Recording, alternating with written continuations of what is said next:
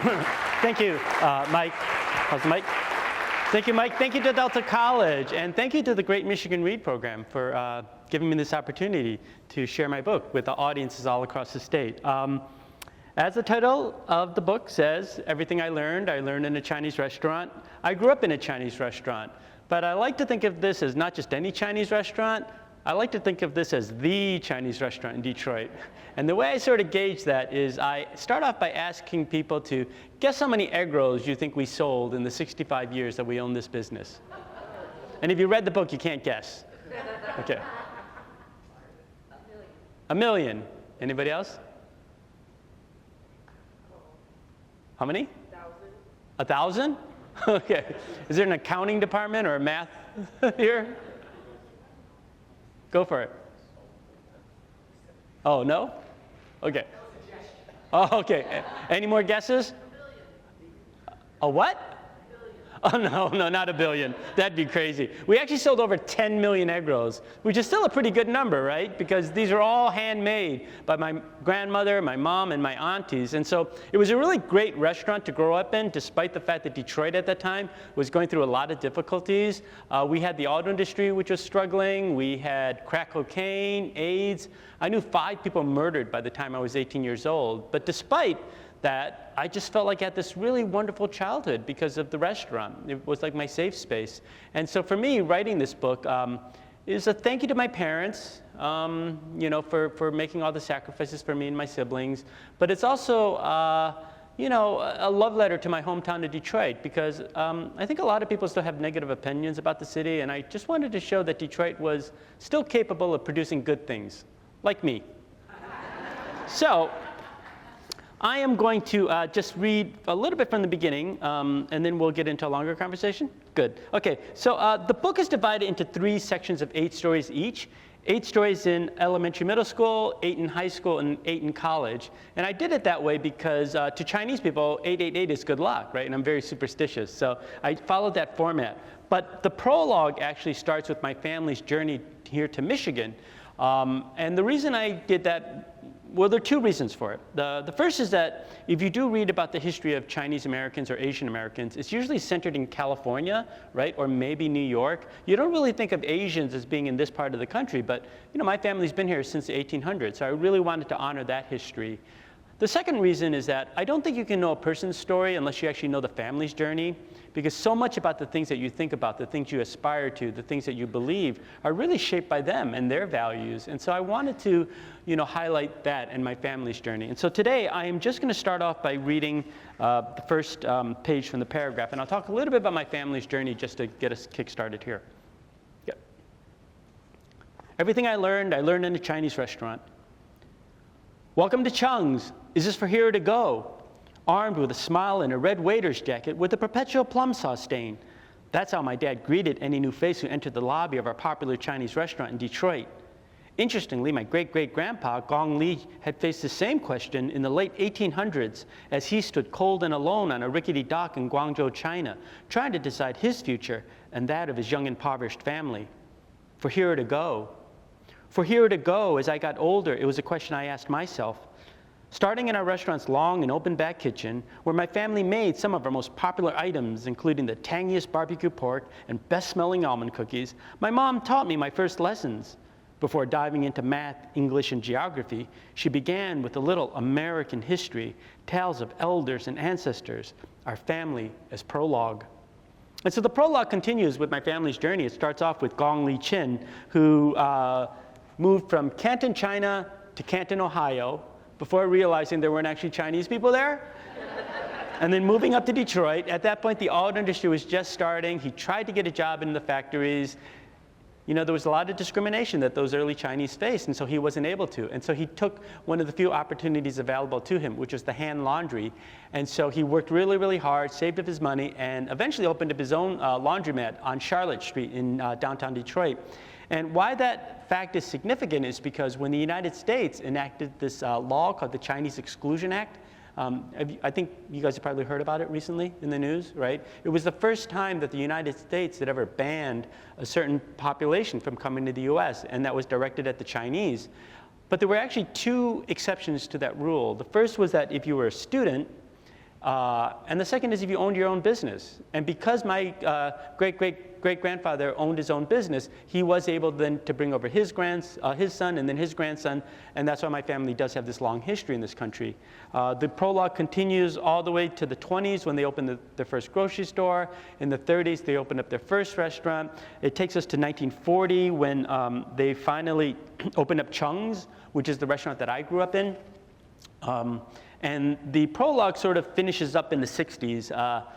At that point, the United States was going through the civil rights struggle, which I think we're still kind of going through now still. You know, there was a lot of violence back then, right? And Detroit got hit particularly hard. Not only were buildings being burnt down, but people were being killed in the streets. And so the National Guard had to be called in, and they basically shut down the city of Detroit for 5 straight days. And if you know anything about Chinese restaurants, right, we don't close for 5 straight days, right? And so, you know, my parents were stuck with nothing to do. But luckily, they did manage to find time to have sex. And 9 months later, I was born as their riot baby. And so people always ask me, oh, why do you talk about social justice so much? And I say, well, without that incident, I probably wouldn't be around, so I kind of have to do it. And that's sort of, you know, what the book is about. It's about this joyous childhood in this wonderful restaurant in the inner city of Detroit, dealing with all the struggles that the city was going on, but still managing to find joy in life. And so it's just been an incredible journey with this book. It came out 2 years ago, 2.5 years ago.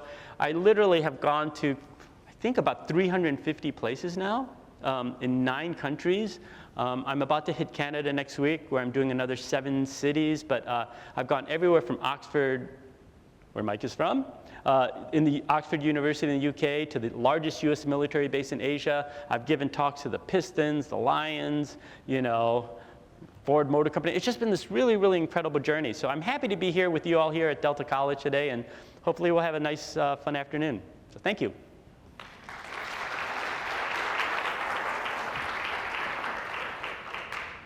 We're going to run this in the format of a conversation in which I'm going to ask Curtis some questions and he will answer, hopefully at length, because I want you to hear him speak, not me.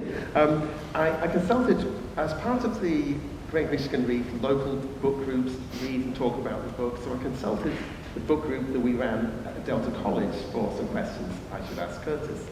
And the first one, I'm afraid this is very general, but hopefully it's not too vague. What motivated you to write this memoir at this point in your life? I thought you were going to ask me what my favorite Chinese food was, which is the worst question, because I never know how to answer that one. Easy, light questions to begin with. Okay. Why did I write this book? Yeah, so my day job is actually in TV and film, and so I do tell stories, but it's usually about somebody else. Writing a memoir is really different. It's about telling your own story, and so that was kind of new for me. And I really had no intention of writing a book. I really just started collecting stories for my family because, sadly, you know, in 2005, I was writing for the Disney Channel, and I got a terrible phone call that, sadly, my parents were in a car accident back home in Detroit, and my dad passed away. My mom was severely injured. My brother Chris, who in the book is the golden child, eventually becomes a doctor, moves out to California, and he whisks my mom out to California to help her recuperate. And by the end of that first week, all my other siblings decided they were going to leave Detroit as well. And I was left behind trying to decide, do I go back to Hollywood or do I stay in Detroit and take over this family business? And at that point, I decided to make a pivot in my life. That's when I switched from writing sitcoms and kids shows to doing more social justice stuff. A few years later, when my siblings started having kids, I just thought it was really sad that this next generation of our family is not going to know anything about this wonderful restaurant that we all grew up in. And so I just started, I just had this idea. It's like, oh, I'm going to collect some of these favorite stories for them. And I wrote myself this email that said, everything I learned in Chung's. That was the original title of my email. And I had about 20 ideas of like my favorite memories of growing up in this restaurant. And I sent myself that email. Over the course of a couple years, anytime I had a free time in the hotel, because when you make films, you're in the hotel a lot, I would just, just start expanding those stories and fleshing them out. And after a few years, I was like, I'm spending a lot of time on this. I should probably get paid for it. And so that's created this whole new journey of like, how do you publish a book? And so that's how it came out. It really was just a collection of stories from my nieces and nephews. Thank you. Yeah. Okay, well, this is a big, heavy question. What's your favorite Chinese food? Was that really number 2? No. But the audience want to know. I want to know now. No, because I always say I don't know how to answer because it really depends on what day you catch me. Like, but I always have to say, like, if you're from Detroit, I don't know if anybody here is from Detroit, but we have a dish there called woohoo. We have a thing called almond boneless chicken, right? Which you really can't find in most other places. So whenever I come home to Detroit, I always have to have that. So if you guys ever make it down to Detroit, order the almond boneless chicken. Yeah. So your book is a very vivid account of Detroit. I feel like Detroit is perhaps the central character as much as you are. And yet you moved out of Detroit to Troy, to the suburbs. How was that different, and what was it like being one of the few minority kids at school?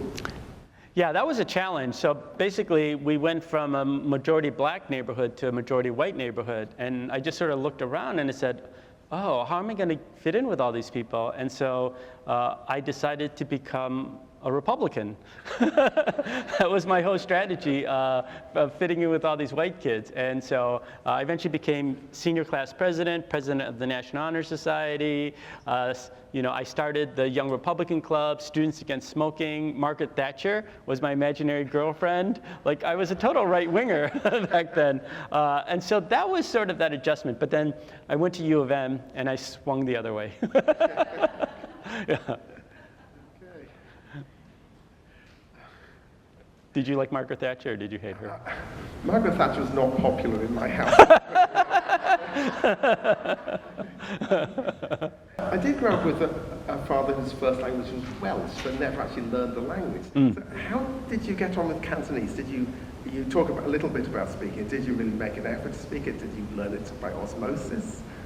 Yeah, so I don't really speak Chinese now, and in my defense, I say it's because, I grew up in this Chinese restaurant, right? And there were lots of people there. When you say you speak Chinese, there's really nothing like that because it's actually, hundreds, if not thousands of dialects, I think, right? And so like in our restaurant, we had multiple dialects going on. We had the people that we hired, but they were from Hong Kong, so they spoke what was called Cantonese, right? My grandparents were from one part of a certain province where they spoke Toisan, and then my mom was from a different part, and she spoke Huiping. And so, like, because they could all communicate with each other, right, because it's close enough, and I think if you are, someone from that area, you could, like, understand. But, like, for me as a little kid, I never understood why there were, like, different ways to count numbers or why there were different ways to pronounce all these things. And so, for me, it was just easier just to use English, yeah. So I don't really speak, sorry, yeah. Did your perspective for the restaurants change as you grew older? My appreciation of that particular restaurant has changed, particularly because of this book tour. Growing up, I always loved being there, again, because my family's there and I love the Chinese food. And I really appreciated how much my parents were sacrificing, for us, to give us a better life. But what I didn't recognize back then was how much my parents were also struggling to give Detroiters a better life, right? Because at that time, the city was really, really struggling.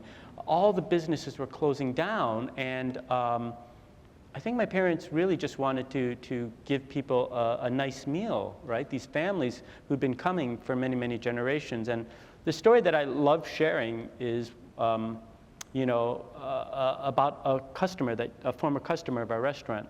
So as you guys know, Detroit is a city that basically went from 1.8 million people to less than 500,000.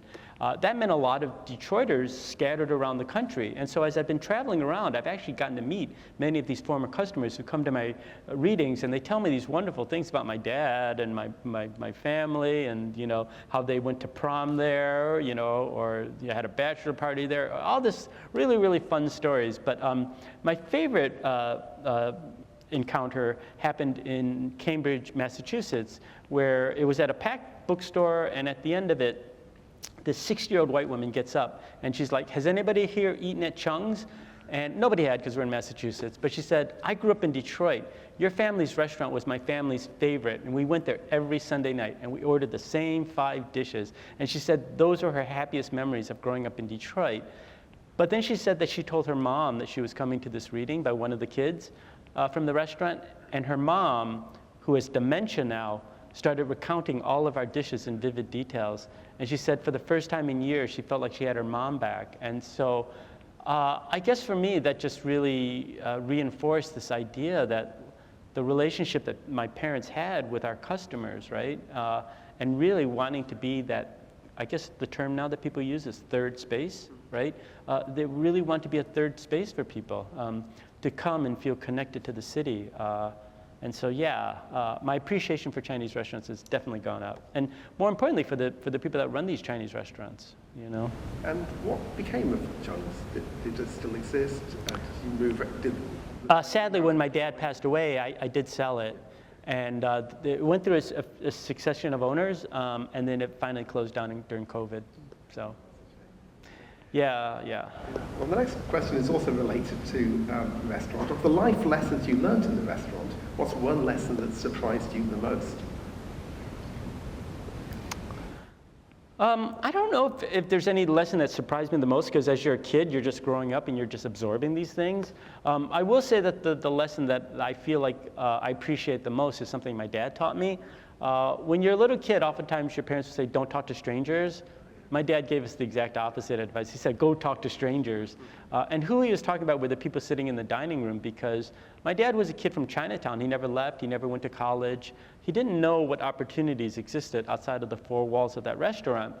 But he knew that he had a dining room full of people who did. And so whenever he met somebody who thought was like cool or just really nice, he'd call all 6 of us kids to run over and barrage them with questions of like, what do you do for a living? How much, money do you make? Just like all these things. And it just taught me not to be afraid of people who are different from me. Not to be afraid of asking questions, and not being afraid to ask for help if you need it. And so I feel like that's probably the greatest lesson that I learned. Yeah. Oh, as I was reading the book, my wife is from Metro Detroit, and I kept saying to her, oh, you mentioned such and such. And one thing that you mentioned, which my wife was familiar with, was Eastern Market. Oh. I'd always assumed, because my wife said we went to Eastern Market to buy Asian food. Can you tell us a little bit about Eastern Market, your impressions of it? Did this shape your life at all, visiting this place? Is anybody here from Detroit? There's somebody? You guys know Eastern Market, right? It's like really, yeah, it was the place to go. And we had always gone regularly because we have a restaurant, and oftentimes by the end of the week you run out of certain supplies. So it was very easy to just run there and pick up some things, some small quantities. But the place just really kept growing, because at some point all the grocery stores in Detroit closed down. So it really became like this, like at first it was just like this commercial place, right, where we would just see other restaurant owners, right? It was very, very commercial like that. But then it eventually became, and I think like at that time, farmers markets started to become more popular too, right? Because I don't think they were that popular back in the 70s, And then so they just became this like cauldron of everybody from the Detroit area, business people, like, hipsters, people who just lived, in the projects. Like everybody would go there because that was really the only place to get, fresh food. And so, yeah, and it's still a happening place now. I mean, yeah. So, have you gone then? Have you? I have not. You still haven't? No, not yet.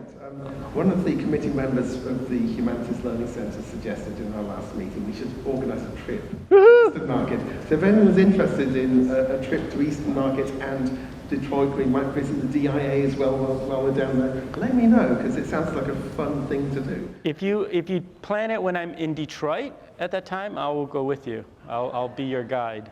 I will hold you to the hand. Okay, yeah. But I have to be in town. Yeah. Okay. The book gives us a vivid picture of your family. Excuse me. In our book group, we were particularly taken with your mother's story. Did her story have an impact on your writing? Yeah, no, definitely. My mom is a really central character in the book, partly because she was the one that always encouraged us with our education. And so this might be a good time for me to actually read the story about my mom. Yeah, so my mom is this really incredible person, who's had, frankly, a really tough life. And just to give you a little background on it. The story that I'm going to read happens when I'm a senior in high school, and I'm about to figure out what to do after graduating from high school. I was not planning to go to college because there's a couple reasons for that. The first was that as a closeted gay guy, anytime you saw anything about a gay person in the papers, it was usually surrounding the fact that they had AIDS and they were going to be dead soon. You know what I mean? They were in the hospital.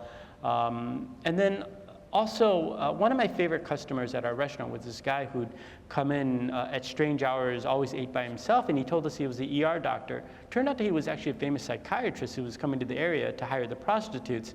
And he was trying to break off with this one girl, and the pimp got so upset that he took a baseball bat, bashed his head, and killed him. And then he took a Ginsu knife and he chopped up his body and littered it all the way up to the UP, you know.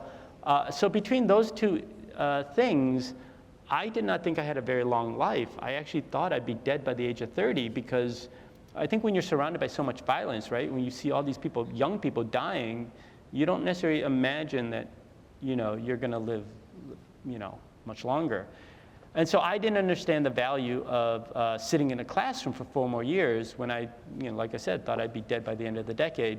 But my mom, who was this immigrant, never got to finish high school because she got put into this arranged marriage, forced into an arranged marriage by her parents, had to come to America, never got to finish her high school degree, and just hated her life, frankly, right? Because she was just stuck in the back of this Chinese restaurant, and it just was not where she wanted to be. But she really lived through her kids, and the way that she thought that we would get out of that situation was through education, right? Which I think a lot of immigrants go through, right? It's like study hard, get a degree, and then you move on. And so, you know, she just kept saying, work hard, obey your elders, and be quiet. That was her whole mantra. Work hard, obey your elders, and be quiet. And I just rationalized, what would be me giving up 4 years of my life for a woman who's given up her whole life for me? So I said, okay, well, I will apply to school, but I will only apply to one school. And if I don't get in, I'm not going. And so my mom was like, okay, fine, apply to Michigan. I applied to Michigan, and sadly I got in. I ended up going. I was one of those students that, you know, I didn't know what I was doing in college, to be honest with you. But I was there because I wanted to make my mom happy, frankly. And so I worked during the day, and I took classes at night. You know, when you look at the course catalog, in the evening there are a lot of creative writing classes. And I did the math, and I said, okay, if I studied poetry writing, and if I only wrote haikus, I could graduate in fewer than 500 words. And that was my whole strategy for graduating college. And so I must have written a really mean haiku, because I got into the creative writing program there, which only took 20 people, so it was a pretty exclusive program. And so if you don't mind, I'd like to read the story about what happens in my family after that, after getting into the program. Okay, so one thing about the book is that you're supposed to read it as if it's going to a Chinese restaurant, and that's why the opening line is welcome to Chung's, and the closing line is thank you, come again. But all the chapters are supposed to be read like a Chinese menu. And so, you know, I don't know if this title of this chapter will make sense to you, but it's chapter M7. So, okay. That's because in Chinese menus we give numbers and whatever. Anyway, it's chapter M7. Being a creative writing major made me the literary expert at Chung's. That was inevitable, as my dad asked every customer, have you met our number 3? He's the writer in the family. Every time he mentioned my program, the number of students accepted got smaller and smaller. At some point, I expect him to say I was the only one on campus even allowed to own a pen. One week, one of our waiters was out sick. My younger siblings were busy with their weekend activities, so I was the one called in to help. I jumped at the chance to have some home-cooked meals for a few days. I was running around the dining room, refreshing our customers' silver teapots, when a white middle-aged woman reached into her oversized bag and pulled out a colorful hardcover. Have you read this book? It's so good. The Joy Luck Club, the recently released novel that featured a bunch of old, sassy Chinese ladies who like to eat, gossip, and play mahjong, could easily have been set in our back kitchen. Every time I came in to help at the restaurant, another diner, usually older and female, cited the most memorable characters, lines, and scenes. They all wanted to know if I was working on something similar. I was writing poetry, but they didn't care. To them, all writers were the same. They would squeal, You could be the next Amy Tan. My mom turned out to be the biggest pusher. She rarely had a book in her hand, but the success of the Joy Luck Club convinced her that her life was a bestseller too. She followed me around the dining room, dropping stories from her childhood, the same ones I'd heard growing up, but now she recounted them as if she was auditioning for her own books on tape. One night, after seeing how our waiters sometimes pooled their tips together, my mom shared an oldie. When the communists marched south, they targeted my family. My uncles and grandpa were rich in America, so the Red Guard called us traitors. My stubborn grandma didn't want to leave her big home, so when my parents escaped to Hong Kong, they left me behind to keep her company. The communists hated me and my pawpaw. When I was 4, they made me watch as they forced my grandma to climb the old banyan tree in our courtyard. Then they pushed her off into a pile of broken glass. For a visual, my mom rubbed her knees. Another time, standing at the water station, she launched into her own nautical tale. When I was 5, my uncle in America paid $25,000 in renminbi, a king's ransom in people's money, to local fishermen to ferry our remaining family out of China. After a long ride tucked under the planks of his fishy fishing boat, we came up for air. But we weren't in Hong Kong. The traitor turned us into the authorities. In jail, I had to sing Communist Party songs to earn extra rice for me and my grandma. Another chapter came as we stood beneath a painting of the Chinese countryside. When my pawpaw and I were freed from jail, we found that the officials had given away our home to peasants. We were forced to live several villages away in a dirt hut with 3 other families. Whenever we went out for a pail of water, my grandma had to bend low to keep her head below the soldiers. Once again, she gave me a demonstration, this time bowing her head. Granted, my mom's epic saga interested me. Who wouldn't be intrigued by tales of prison cells, guns, and stolen ransoms? Even the parts about her mundane life in Hong Kong after she was reunited with her parents and siblings were amusing. But these were her stories, not mine. She had to tell them, not me. I was in school to find my own voice. I sat and listened, but that was as far as it would go. Toward the end of the summer, as I was at the back table sipping my red pop, stockpiling poems for the upcoming semester, my mom sat down. Before I could say anything, she started talking. I was a top student in Hong Kong. When Pepsi came to town, they held a big contest for students to draw a picture of their own school. Mine was the best at Sacred Heart. I won 6 cases. There were so many bottles, I had to give some to the nuns. I threw down my Parker pen, the one I treated myself to after getting into the program. Yes, and they kept burping all day. It was so funny. You told me that story over and over. And I don't even like Pepsi. I prefer Coke. My mom's shoulders shriveled. The shine faded from her rosy cheeks. You don't want to hear my story? I tensed up. I do, but I'm behind on my own stuff. Between working at Drake's, the Journal, and saving the world, my schedule was packed.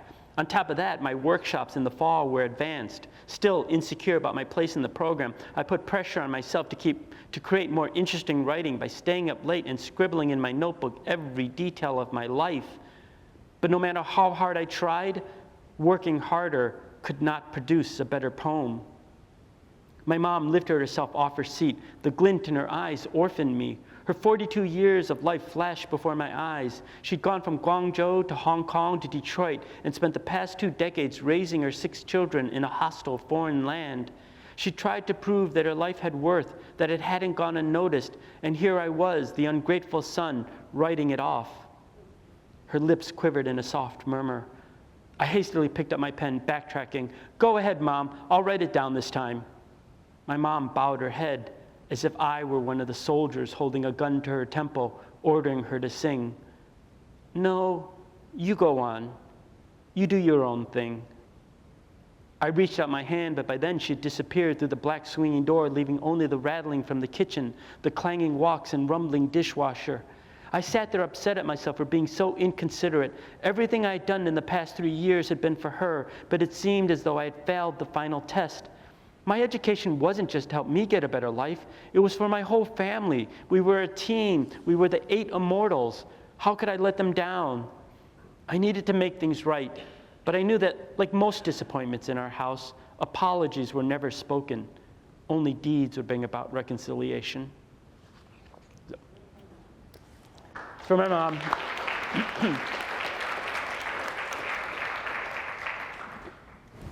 Now, I don't know if you're like me and one of these people who reads acknowledgements here for books that you enjoyed because you don't want the book to end. In the acknowledgements, Jeff, aka Mr. Yale Michigan Law School. Yes. How did the two of you reconnect?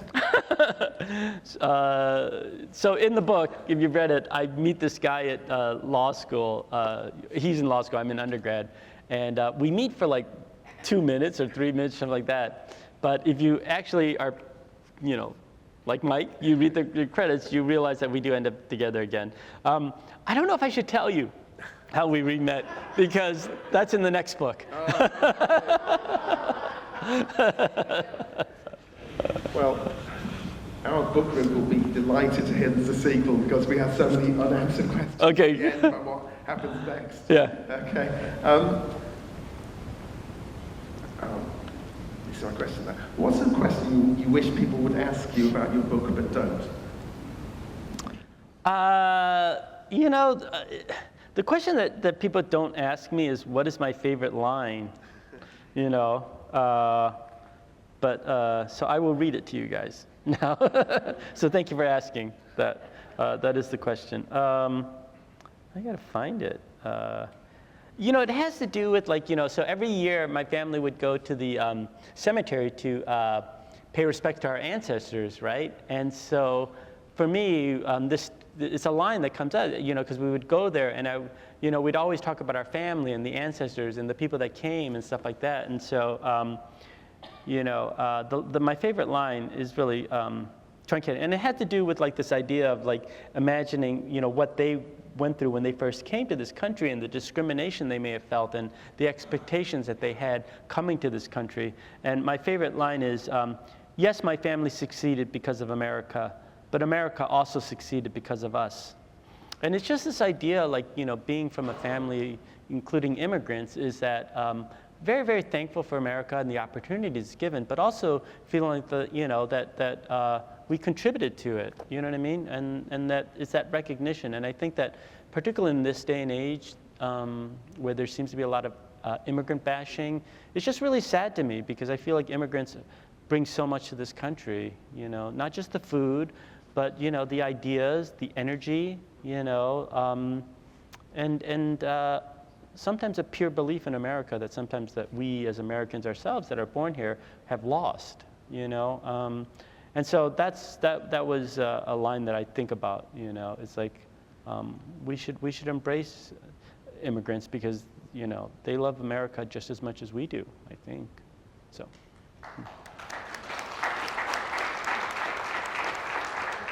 I guess you're an immigrant yourself, right? So I am an immigrant. Yeah. And I find it interesting how the idea of immigrant is framed, because people don't tend to think of me as an immigrant.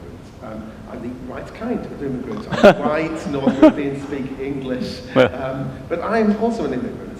And recent developments where it's become clear that you can be completely legal resident, even a citizen, and still get lifted off the street, have made me a little nervous about being an immigrant for the first time in my life. How do you feel we as a society can respond to that kind of immigrant bashing? Is there a solution to it? Sorry, another big question. Well, how can we push back against this anti-immigrant sentiment right now? To me, as a storyteller, it's just about uplifting those stories. So the film that I just made for PBS that's debuting on May 28th, I'm in a very fortunate place in my career right now where I get opportunities presented to me.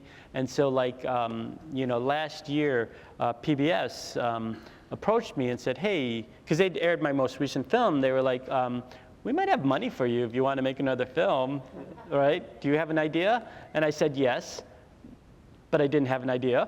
But when PBS approaches you, you say yes. And so I immediately put on Facebook, I said, and it was for the show American Masters, right, which is the series about artists, right, and the artistic process. And so I posted up on Facebook, I said, hey, does anybody know of any cool artists? And I got all these suggestions, children's book authors, dancers, and stuff like that. But the story I chose was, from an immigrant. His family's from China. His dad is an engineer. They moved to Wisconsin. The dad forced the son to go to MIT and then Stanford Engineering and then to come back to work in the family firm. Warren, the artist, hated his life, kept fighting with his dad. and then quit. And then when his wife got a job in Sweden, working for Spotify, like a really high-level job, they took off, and he was trying to reevaluate what he's going to do with his life. And he just looked around the apartment and saw these cardboard boxes and just started to make these fantastic figures. So that film is coming up. The artist is named Warren King, if you're interested in looking him up. But one of the reasons why I wanted to tell his story was because I wanted to uplift the stories of immigrants.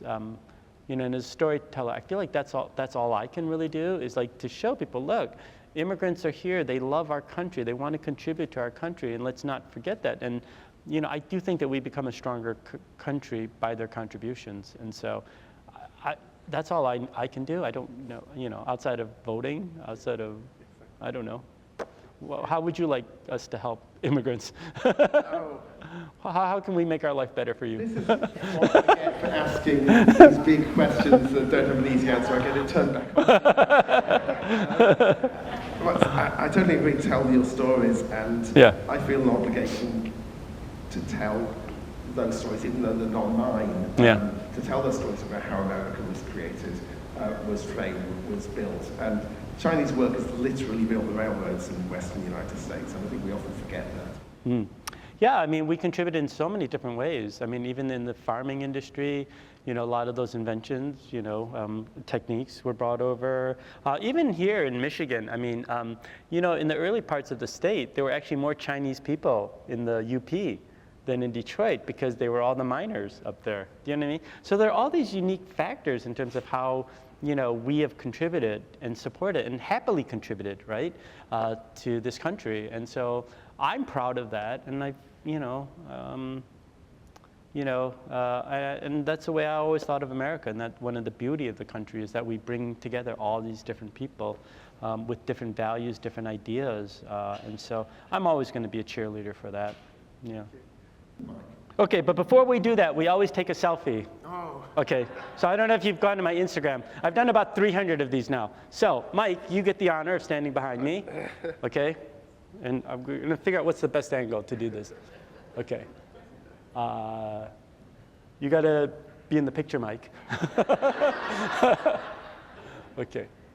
Okay, what's the best way? Okay. That's good. Oops, my finger. Okay, thanks everybody.